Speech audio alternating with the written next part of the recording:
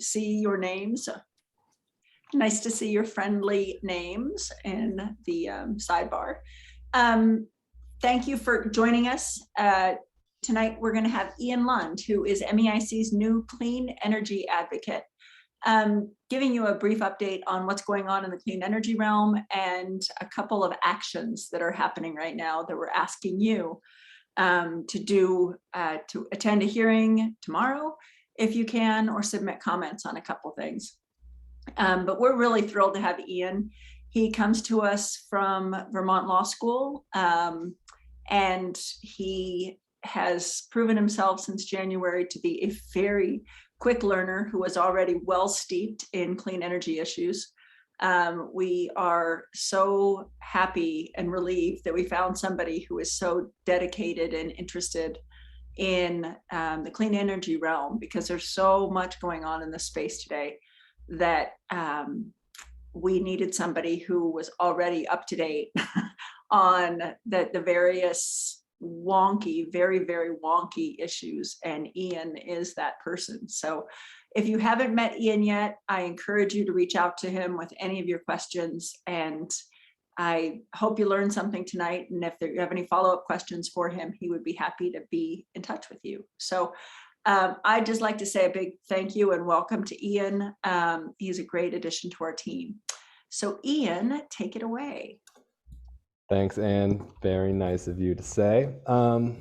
Yeah, so I guess, I have really nothing to say about myself that Anne hasn't already said, other than the fact that the issues we're going to be talking about tonight definitely are not all of the issues that I work on. I just chose some of the most relevant, that based on some open comment periods that are going on that we would love to get some public engagement with. So as you can see on the agenda, we're going to sort of cover the issues that those comments are around, specifically building codes and electric vehicle infrastructure. Following that little update and those issues, we're going to start just talk a little bit about NorthWestern, what they're up to, just so we can all be sort of wise to their actions, and then we'll open it up to questions. If you have any questions at any point about any of the stuff I'm talking about, if I need to explain something a little more clearly, please just drop something in the chat. I think I'm going to try to power through all the sections before I actually do deep dives and try to answer questions. But I'll be keeping an eye out for things I can clarify. So with that being said, let's jump in. All right, so we're going to start at the high level with just a little pie chart of total U.S. energy consumption, split up by the 4 main sectors, which was residential, commercial, industrial, and transportation. We're going to be talking today about building codes and electric vehicles. Building codes obviously cover commercial and residential buildings primarily, so that's about 40% of the energy consumption in the United States. So obviously, the solution to that is we have to green up the energy going into our buildings, and we need to use less energy in our buildings. So energy efficiency is extremely important puzzle piece to solving the climate crisis. Transportation, obviously huge share, almost a quarter. That's tailpipe emissions. We can reduce that as well through transitioning to electric vehicles. And yeah, we're going to talk more about this. So building codes, what are they? Building codes define the minimum standards to which we design buildings. Basically the rules to which engineers and architects and construction workers need to actually build the building. So that's structural, electrical, plumbing, and it really goes into the details. Like all stairs need to be up to code, for example. But the code has gotten more technical and advanced over the years, such that now there's energy efficiency codes and insulation and all that good stuff. So codes are set at the state level. The Montana Department of Labor and Industry sets the codes. That's the comment period that we're going to be talking about later. And then it's adopted. The codes are then adopted and enforced by local governments. Not all codes are enforced by local governments. Some codes are still enforced by the state government. But you get the gist. Why do building codes matter? Well, as we talked about, the building sector accounts for 1/3 of global CO2 emissions. That's heating fuels and electricity used in buildings. 43% of all energy use in the United States goes towards heating and cooling buildings, which is a crazy statistic that I wouldn't have believed if it didn't come from the EPA itself. And I think what was really important to note about building codes is that code today is efficiency tomorrow, which is to say that the rules by which we design and construct our buildings, those are then baked. Those lead to the energy usage and basically CO2 emissions that are baked into that building for the entire time it's around until it's renovated. And it's worth noting that sometimes that major renovations often trigger buildings needing to be up to code again. So if you renovate an old building, you have to sort of meet those new codes. How a code becomes a law. So it starts actually not even in the state, but it starts with something called the International Code Council that writes model codes every 3 years. This group of technical wonky experts of I'm sure every profession that goes into buildings, that's plumbing, electrical, structural, etc. They meet and they write these codes, and then states adopt these codes. For us, is the Montana Department of Labor and Industry. And they can be selective. So the state can be selective as to which code it actually adopts. It doesn't need to necessarily adopt every code that the International Code Council passes. Oftentimes there's a significant lag period between when the ICC publishes its code and when states actually adopt it. And they can be selective as to which parts of the code they do. But in general, states sort of don't have the capacity to write their own codes, and so they generally adopt stuff from the ICC and other people that write code professionally. And then local governments will take those codes and they'll implement them. A key thing to know is local government cannot adopt stricter codes than the state in Montana unless authorized by specific stretch codes. So something that some states do is they pass a base code that every local government has to pass and enforce, and then they have optional stretch codes that are, like I said, they're optional. Local governments can adopt them if they want to, but they don't have to. So it's like, we'll talk about those a little more later. So one such code is published by the ICC is the International Energy Conservation Code. That's updated every few years. And so that is really focused on energy efficiency and energy conservation, as you can tell by the name. So last year, the MDLI, our code writer in the state, they started a program, or they initiated a process for updating building codes. And we asked them to adopt the 2021 International Energy Conservation Code, and we asked them to adopt a certain number of stretch codes that would allow ambitious communities to set more stringent energy efficiency and solar codes, for example.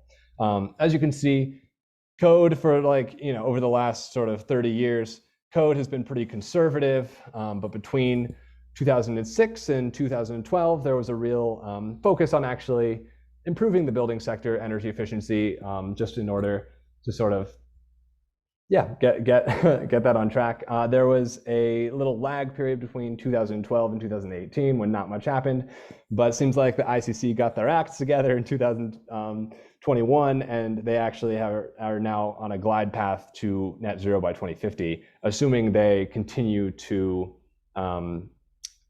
increase efficiency in the next iterations of the 3-year code. So here's what our state agency proposed after its comment periods, and taking all the information from people like us. They proposed to adopt the 2021 International Energy Conservation Code, which is huge. And they also adopted some stretch codes, including solar-ready homes. So again, stretch codes are optional. This is like the state not making anyone do anything. But if local governments want to, they could adopt a solar-ready home code, which means that basically you have to design your buildings with enough room on the roof to have a rooftop solar system, or maybe a ground mount, and we have to make sure that area is not shaded, that it's at the right pitch for optimal solar penetration, that you've got good electrical that can handle a solar system, and it's easy to hook up, which is great. And then we also have an optional solar-ready commercial building, which is basically the same thing as solar-ready home, just for commercial buildings. And then they even went as far as to propose an optional zero energy commercial provision.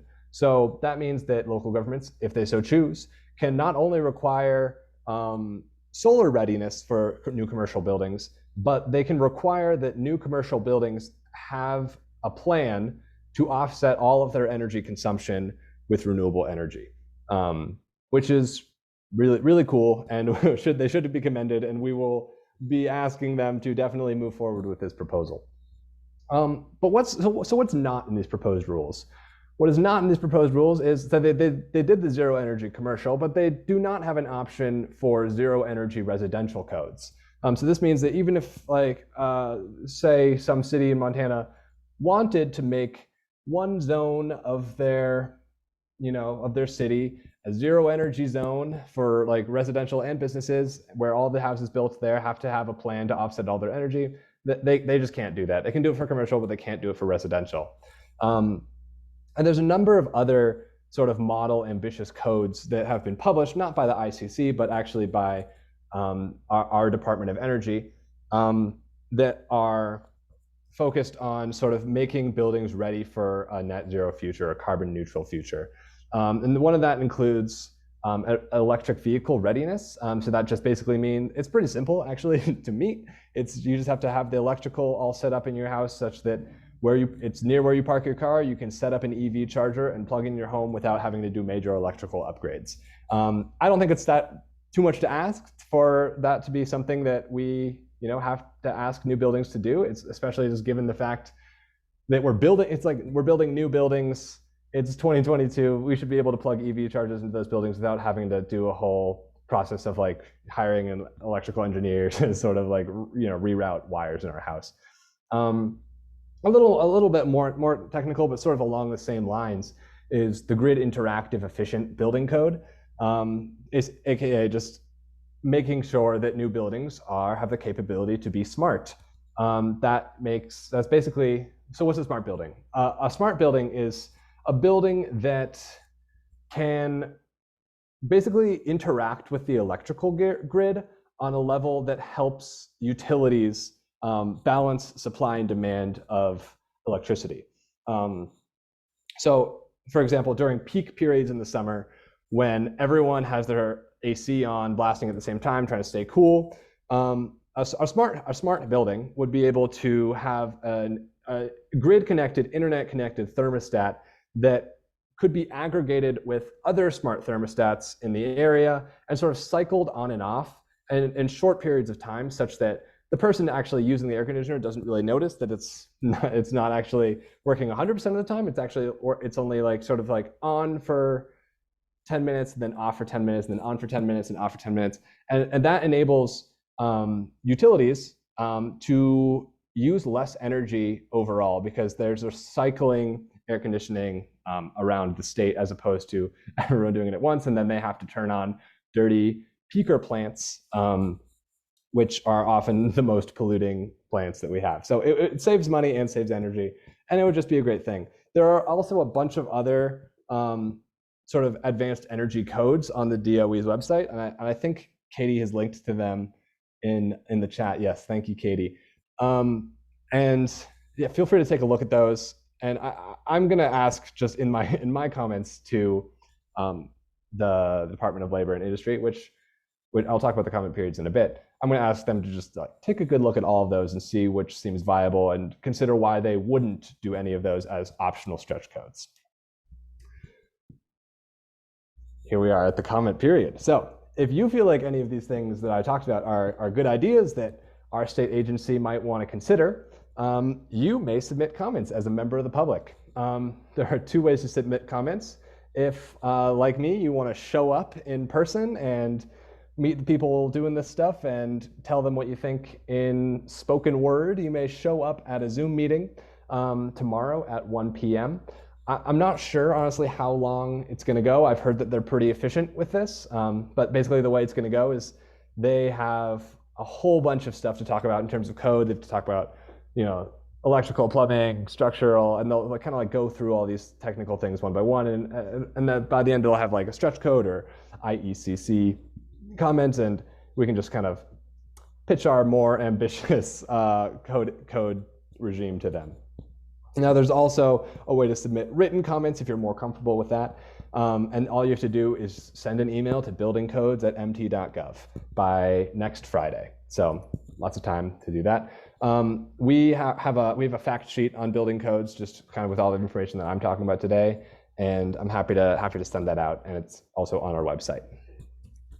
And just to plug that, you can also comment through our website as well, through our true. Action Center. So I put that link in the chat too. Thanks, Katie. I forgot about that. Yes, we actually have our own comment tool. Cool. Moving straight on to electric vehicles. So there's another comment period that has to do with this, and I will get you all briefed on that. So here's the deal. Electric vehicles are very slowly, but soon to be very quickly coming onto the grid. According to Bloomberg New Energy Finance, internal combustion engine vehicles, the sales of those peaked in 2017. They've been going down in 2018, and 2019, and 2020, being replaced by electric vehicles. So we need to plan for the EV future, and we're not quite there yet. We're missing a lot of infrastructure that's needed to really make sure that everyone can afford to buy an EV and drive it around. So how do we make the line go up of electric vehicle adoption? Well, consumers, electric vehicle potential owners care about the price, the range, and the ease of charging an electric vehicle. The price and range, that's really up to sort of the manufacturer to make sure that they're affordable and they are drivable. But the ease of charging is something that they need a little help from the government from. And so that's what's happening. We're trying to build out a charging network. And the Biden administration, or I guess Congress, passed the bipartisan infrastructure bill last year, and they allocated $5 billion in national electric vehicle infrastructure. Montana is getting about $43 million of that $5 billion over the next 5 years. That's about $6.3 million a year. And the Department of Environmental Quality is responsible for administering these funds. And I just want to say, I've met with some people at DEQ working on this. The energy division at DEQ is honestly doing a very good job. Just want to give them a shout out. They're very mission driven and thinking about this in a very smart way, trying to make sure that they administer these funds in the way that will have the greatest impact for the electric vehicle transition. They put out this map, so all these green lines are federally designated travel corridors for electric vehicles. As part of what they're trying to do is, what the Biden administration is trying to do is establish a nationwide network of electric vehicle travel corridors. And at the most basic level, what they're trying to accomplish is have at least every 50 miles have at least 4 fast charging stations, such that's just one place that you pull into, and there's 4 spots for electric vehicles to park and charge up in like less than half an hour and then get on with their trip. This is to ensure that there aren't gaps in major highways in which you'll be trying to drive across the desert or something, and you realize that you actually cannot do that because your car will run out of juice and you will be stuck. That basically, if people think that they can get stuck on a highway at any point in their imagined driving future, they're not going to want to buy an EV. They're going to want a car that can get them from point A to point B reliably without them having to think twice. So that's the goal of this program, is to make that charging system a reality. But we have these funds, but obviously we have a ton of area to cover. And it's an open question as to whether the $43 million can actually build the minimum standard of charging across this entire area. So they need to prioritize, and the question is how to do that. So they are looking for guidance on how to spend their NEVI funds, and yeah, there's a survey. I'm going to share the survey with you in a bit. But basically, they must spend it according to the guidelines. They have to spend it on building out these corridors before they can spend money on anything outside of it. Essentially, like these areas, these gray lines that are also obviously important roadways, but they are not nationally designated electric vehicle travel corridors.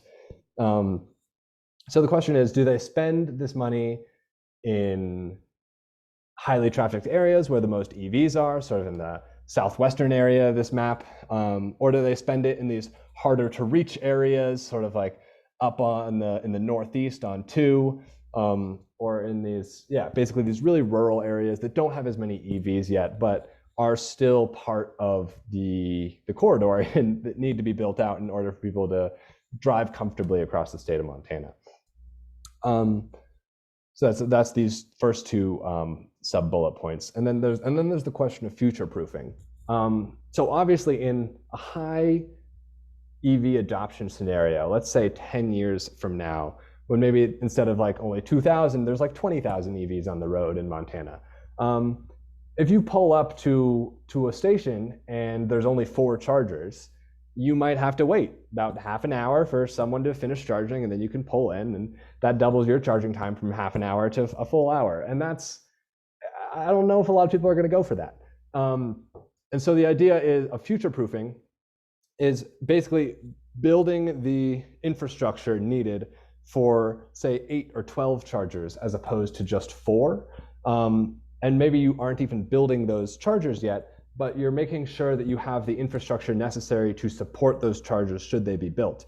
One of the most expensive costs for electric vehicle charging infrastructure is actually not the charging station itself, but it's sort of the grid upgrades needed to support 4 vehicles plugging in at once. That's a lot of energy demand being suddenly sucked from the grid, and if you don't want to blow a transformer, you're going to need to upgrade that transformer, and you're going to need to make sure you have high voltage lines going underground, oftentimes to these chargers. And it's easier, obviously, to build that grid infrastructure all at once, as opposed to going in, building enough for 4, and then having to go back and build more for like 12 or 20, dare I say. So the idea of future-proofing is putting that upfront investment into these places so that you can support more chargers in specifically areas that you anticipate will have more EV charging traffic. Here's how you can help. Is you can go in to the SurveyMonkey link, and I think Katie's going to put it in the chat. And you just basically fill it out according to what your preferences are, what you feel like you as a driver, as a potential EV driver, will need, what you'll be looking for, and how you think that DEQ should really prioritize this funding.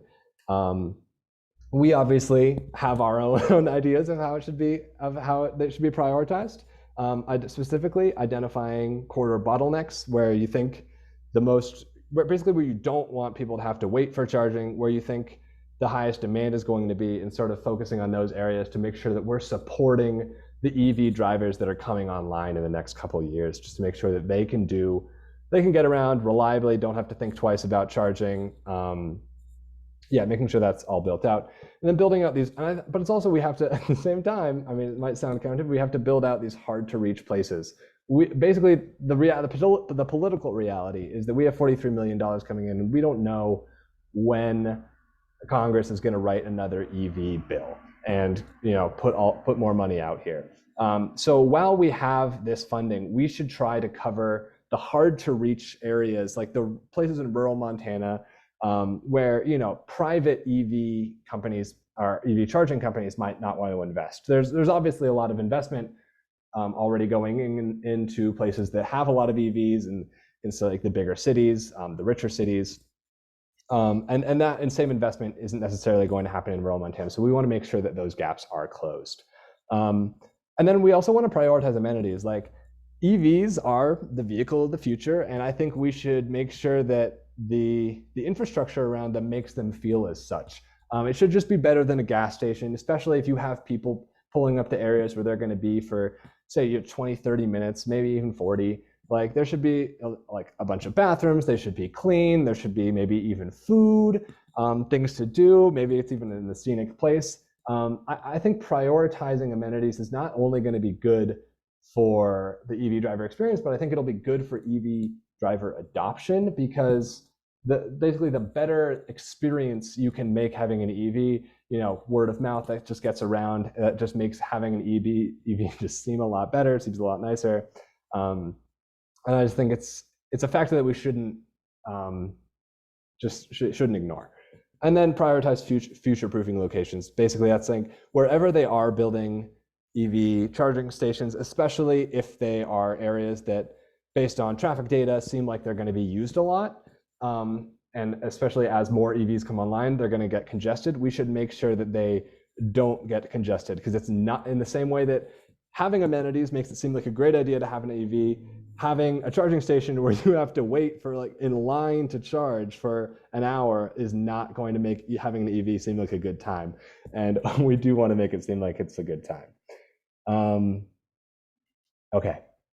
Moving on from the comment period. And again, feel free to let me know if you have any more questions.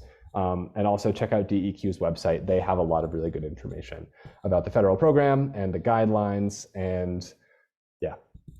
Okay, next steps. So now we're going to talk about EV law in Montana, because it's currently not written in such a way to, surprise, surprise, increase the adoption of EVs as much as it could.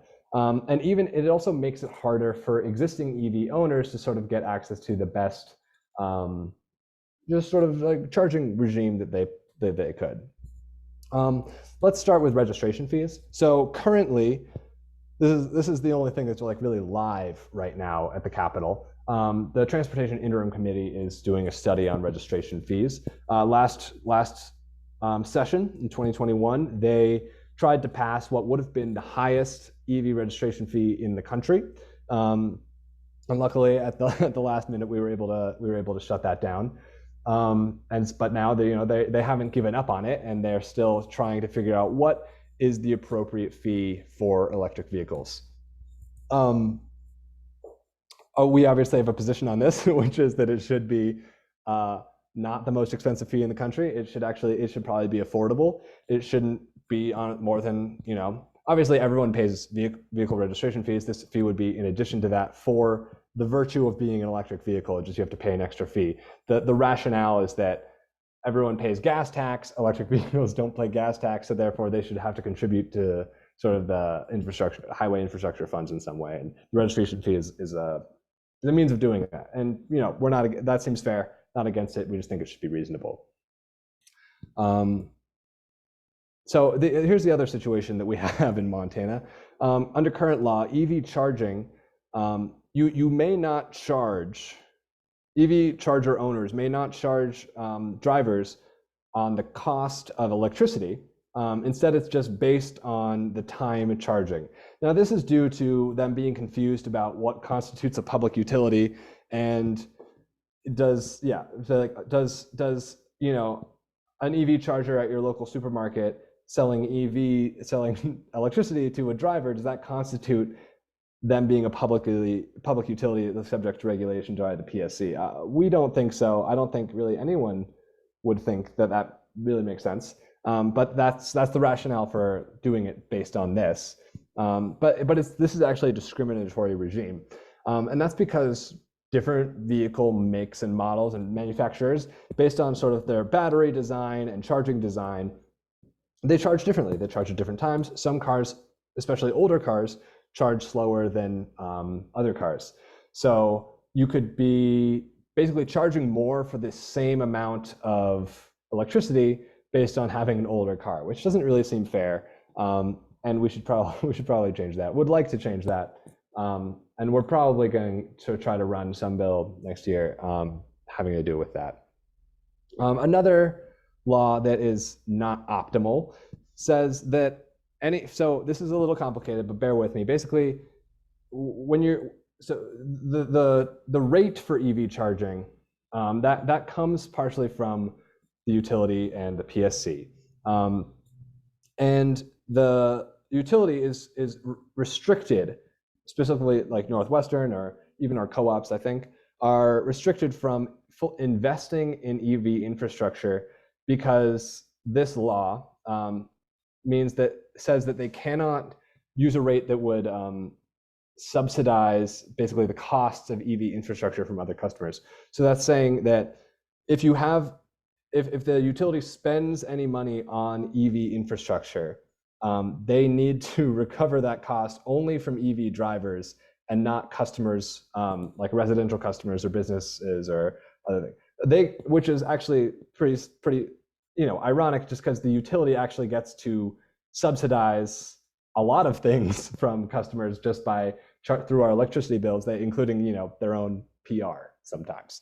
But I'm not trying to get catty with NorthWestern, because this is actually a problem, because NorthWestern has an interest in electric vehicles. NorthWestern makes more money the more electricity that they sell.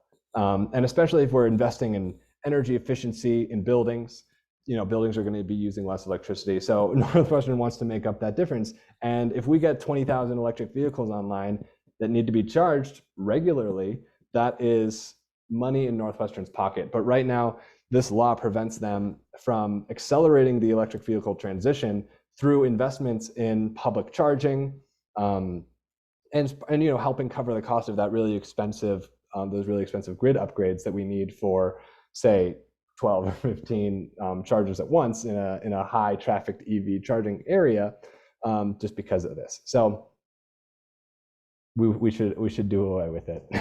Anyway, let's see. Oh yeah, right. There's a whole thing on NorthWestern. Let's talk about NorthWestern. What are they up to? So we're going to talk about three things. We're going to start with advanced metering infrastructure, just because we've gotten some questions from some of our members in the past about this.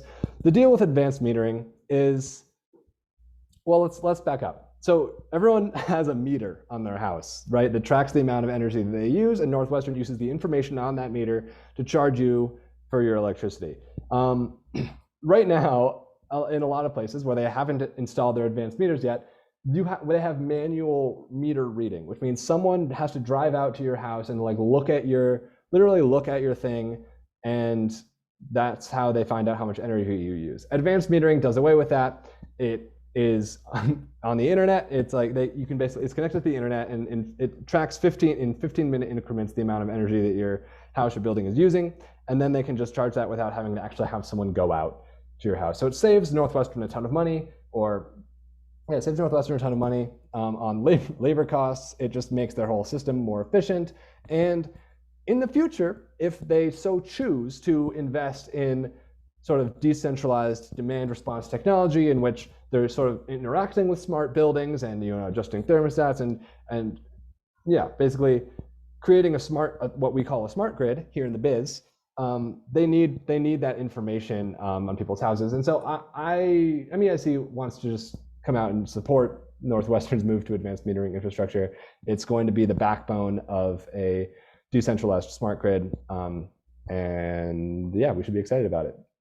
And we should also make sure that we're pressuring them to actually use it in a way that's useful.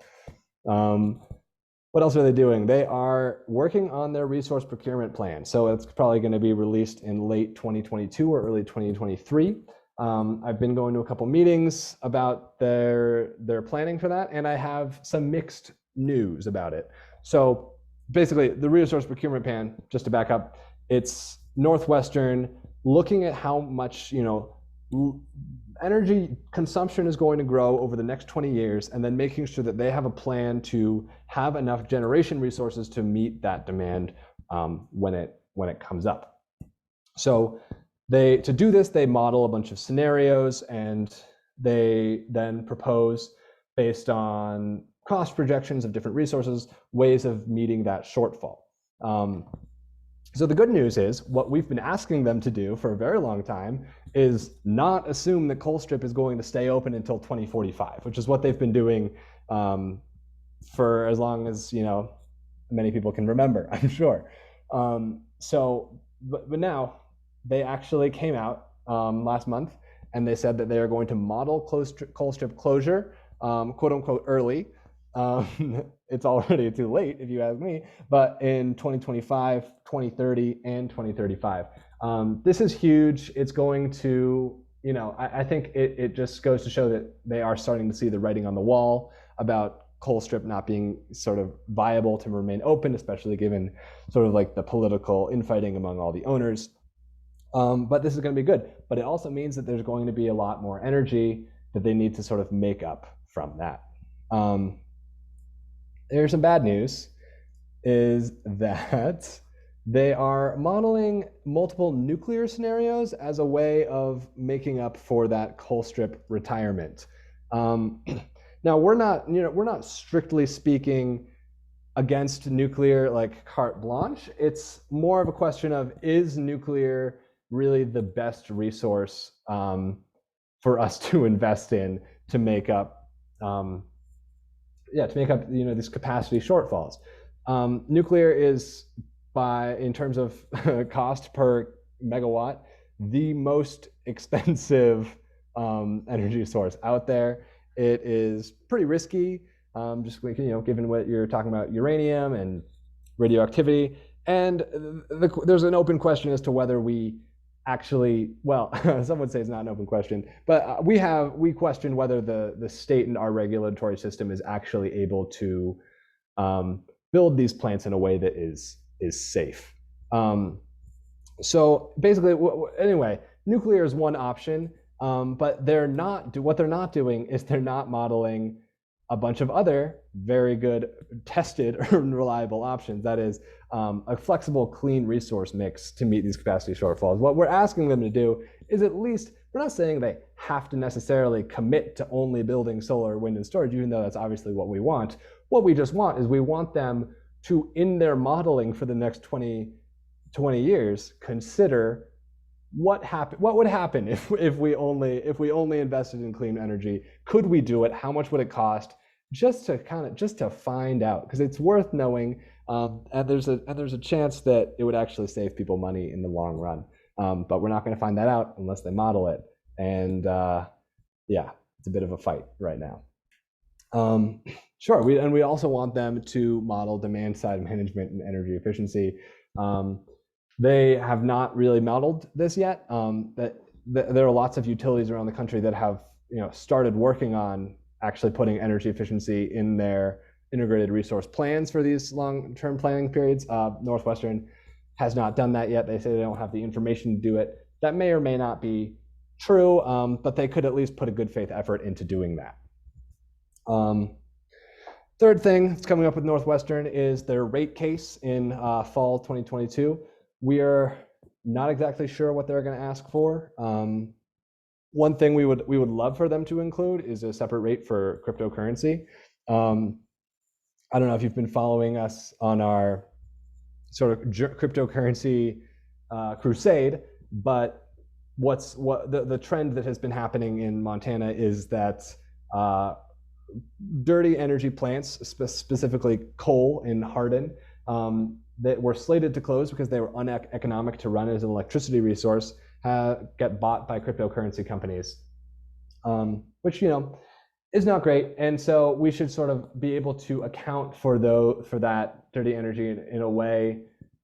We should be able to account also for the costs that cryptocurrency use. I don't know if you guys know this, but cryptocurrency centers, mining centers, are essentially giant buildings filled with computers that are running 24/7, and they use a ton of energy, and they often raise the costs of energy just for everyone is sort of on the same grid as them. And so the idea is to sort of not let them be a free rider and capture some of the value that they're siphoning from the grid by making them pay more for their electricity.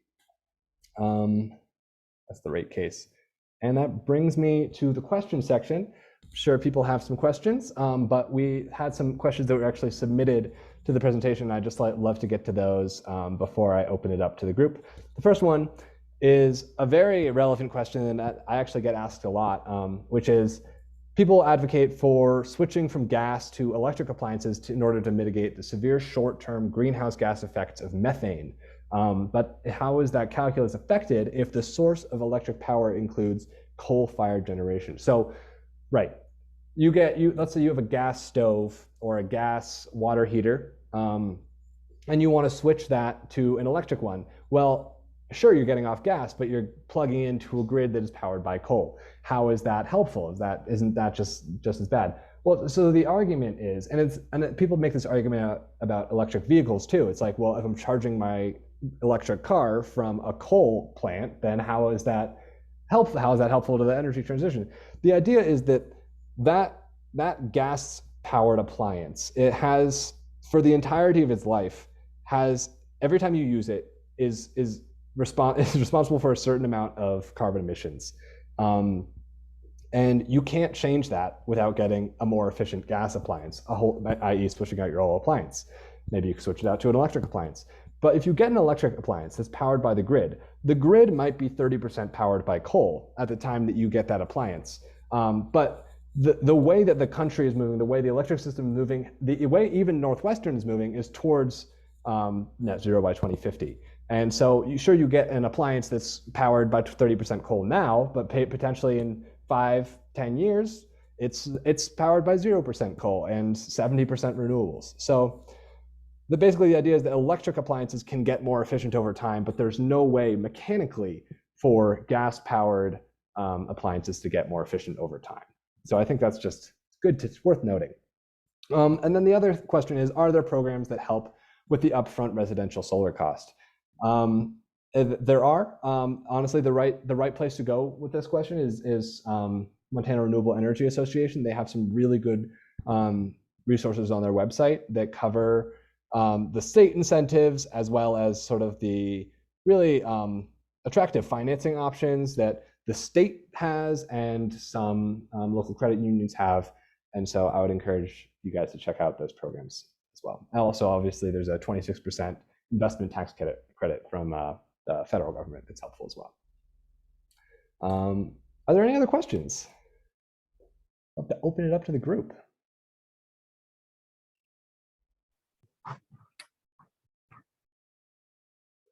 Ian, I had a question. Oh, Katie. Hey there. What is demand side management? Phenomenal question. So remember when I was talking about smart buildings earlier with the thermostats? So just demand side management is essentially the demand. So there's the supply side of the grid and there's the demand side. The supply side is coal plants, solar plants, wind farms, anything that makes energy, and the demand side is anyone that uses energy. So managing demand, you can do that in a lot of ways. And you can do that in terms of passive demand, which is energy efficiency, investing in more insulation, stuff that helps you use less energy in your building. Or you can do active demand side management, and that's sort of like smart thermostats, which can cycle on and off in a way that still keeps you cool, still keeps you warm, but cycles on and off in such a way that the utility is able to arbitrage energy usage across a region and save energy that way. Awesome, thank you. Sure. Any other questions?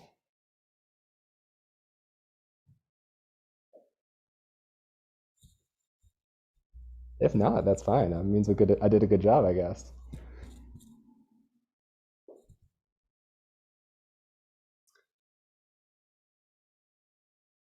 You're muted, Anne. If you have any questions, jump in, but otherwise, thank you very much for joining. And if you have any follow-up questions, feel free to email Ian at ilund@meic.org. He'd be happy to get back to you. Or just any questions about the energy system in general. I love to chat. He loves to chat and he knows a lot, and he if you wanted to learn about transmission, for example, and how the transmission system can really help us decarbonize as a nation, and in the Western United States particularly, please be in touch with Ian, because he knows a lot about this and it's such an important topic. He was going to cover it tonight and we cut it off. So thank you very much, everybody. I hope you have a wonderful evening and enjoy this really nice spring weather, and hope for rain.